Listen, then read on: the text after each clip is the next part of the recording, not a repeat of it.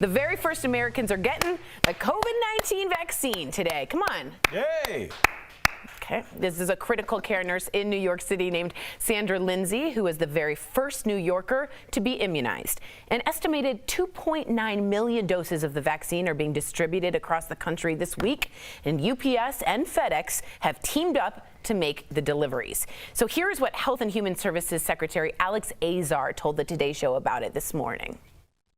This is a 94% effective vaccine. It's gone through every aspect of FDA process with integrity and transparent data. Late February, in the March time period, I think you'll start seeing much more like a flu vaccination campaign. People going into their Kroger, their CVS, their Walgreens. The general population. Walmart. Yeah. Wow. Erica, how do you feel about this? And do you think they made it on purpose to have a person of color get the first vaccine?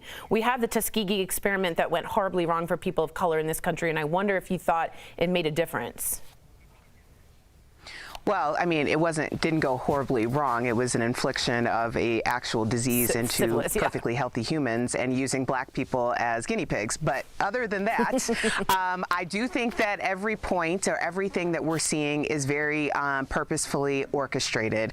I don't think that it was a fluke, that it was a person of color. I know that the black population has really expressed a lot of distrust when it comes to vaccines, especially because of the history of the Tuskegee experiment.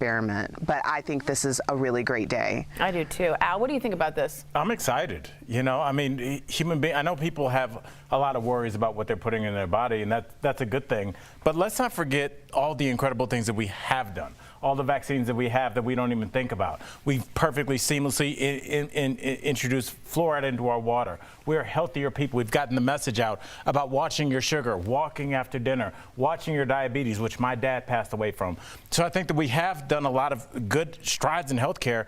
And I don't want the naysayers to just hold us back from something that could possibly allow us to go back to some semblance of normal life, Jeff. Yeah, I'm with you there, Al. I think a lot of people are hating on the vaccine, right? But they want a cure, but they don't want it this way. So we were talking before the show, me and Tori, and saying a lot of athletes, surprisingly enough, we were talking sports. A lot of athletes, I mean, if you look in the NBA, NFL, even fighting, you know, there's a fighter that recently couldn't fight anymore because he's not going to get better, but his body's broken down, his blood pressure is not coming back because he had COVID and the complications of it, right? So it's like, you don't want the vaccine, but you also don't want COVID, so I don't know what we could do for you, right? We had a college player collapse on the court this week, and it was said that it was due to COVID. Correct, in Florida, so it's very, very scary. We have Dr. Coley coming on to talk more about it, so I appreciate that convo.